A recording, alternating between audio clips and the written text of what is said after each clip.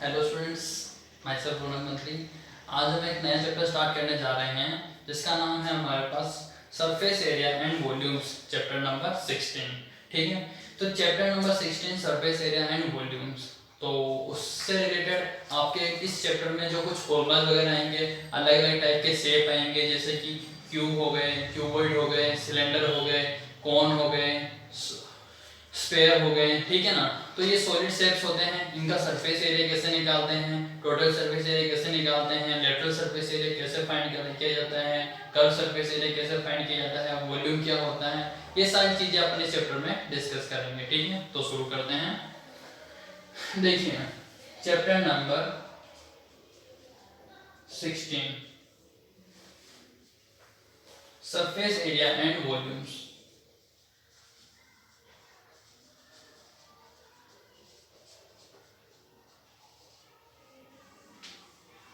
हाँ, तो इससे पहले मैं आपको कुछ फॉर्मूलाज है जो लिखवा देता हूँ, क्योंकि जो हमारे फर्स्ट एक्सरसाइज में काम आने वाले हैं। सबसे पहला शेप आ रहा है अपने पास क्यूब। क्यूब क्या होता है, इसके सारी साइड्स क्या होती हैं, इक्वल।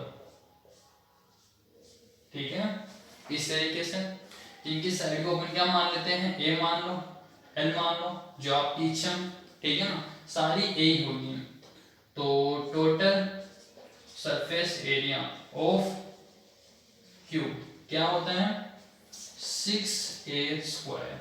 ठीक है, एक ही जगह पे जितनी भी लाइन की वैल्यू दे रखी हो ना, वो पुट कर दी जाती है। फिर आ अपने पास इसमें कर्व तो हो ही नहीं सकता, तो lateral surface area of cube. Lateral surface area निकालने का फॉर्मूला 4a²। 4a² मतलब ये होता है चारों दीवारों का, जो 4 वॉल्स होती है ना अपने रूम की, उनको, उसमें छत और नीचे वाली फर्श को इंक्लूड नहीं किया जाता है। ठीक है, फिर आता है इसका वॉल्यूम। वॉल्यूम ऑफ क्यूब जो होता है अपने पास a⁻3। ठीक है, हाँ। फिर आता है इसका डायगोनल। डायगोनल ऑफ क्यूब, बिल्कुल तिरछी लाइन जो होती है एक पॉइंट से लेकर के दूसरे वाले लास्ट जो पॉइंट है वहां तक जाने वाली जो लाइन होती है ना, वो होती है डायगोनल। इसका डायगोनल निकालने का फॉर्मूला होता है √3a।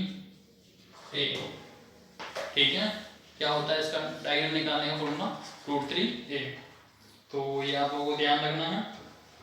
इसके बाद अपने पास नेक्स्ट आ रहा है क्यूबॉइड। ठीक है, क्यूबॉइड में क्या होता है, लेंथ भी और हाइट डिफरेंट होती है।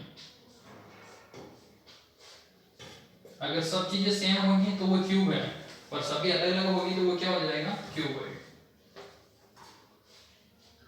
ठीक है ना, तो ये वाली वैल्यू b, ये l, और ये जो होती है हाइट। ठीक है ना।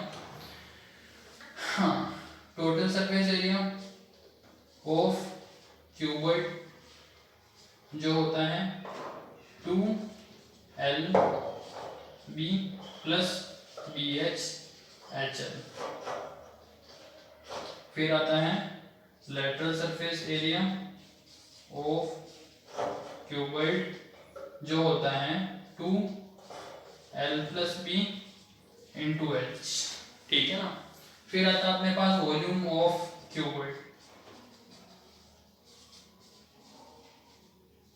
जो होता है l into B into H.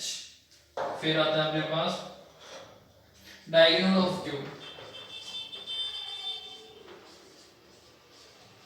Cuboid जो होता है √l², b² एंड h²। ठीक है, ये हो गया हमारे इसके कुछ फॉर्मूलाज। तो अपन अपनी एक्सरसाइज स्टार्ट करते हैं। 16.1 देखिए, 16.1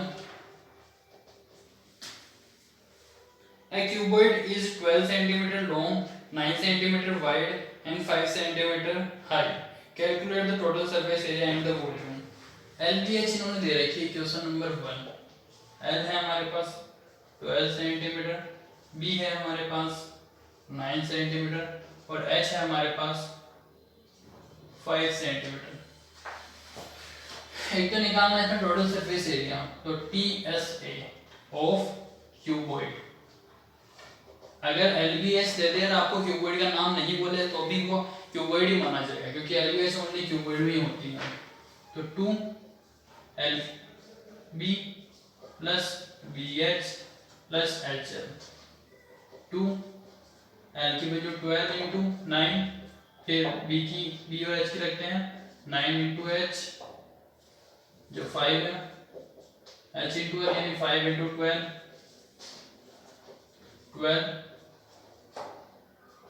9 5 is 45, 12 5 is 60,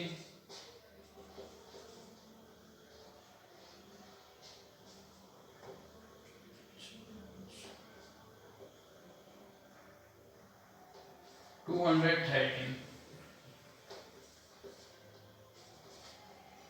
सेंटीमीटर स्क्वायर। ठीक है, ये हो गया टोटल सरफेस एरिया। अब फाइंड करना है आपको volume of cuboid. Volume of cuboid का formula L into B into H, L 12 B 9 H 5 है। 12 9 108 इंटू 5, ये हो गया हमारे पास 540 सेंटीमीटर क्यूब। ठीक है, तो हमने वॉल्यूम भी फाइंड कर लिया और टोटल सरफेस एरिया भी फाइंड कर लिया। नेक्स्ट आ रहा अपने पास क्वेश्चन नंबर 2।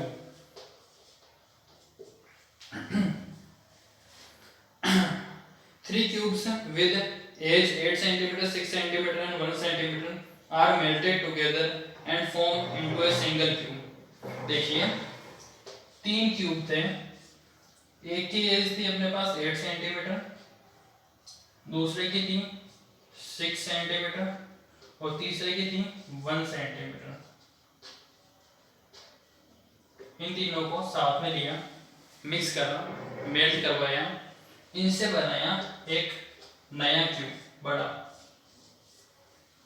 और उस नए क्यूब की अपन को साइड फाइंड करनी है। ठीक है ना, तो इसका वॉल्यूम प्लस इसका वॉल्यूम प्लस इसका वॉल्यूम इक्वल टू लास्ट जो बड़ा वाला बन रहा है उसके वॉल्यूम के इक्वल होगा। तो volume of all 3 cube equal to volume of new cube. ठीक है ना, फर्स्ट वाला जो उसकी वॉल्यूम कितना होगा 8 की पावर 3, सेकंड का 6 की पावर 3, थर्ड का 1 की पावर 3 और इसकी तो पता ही नहीं है तो x की पावर 3।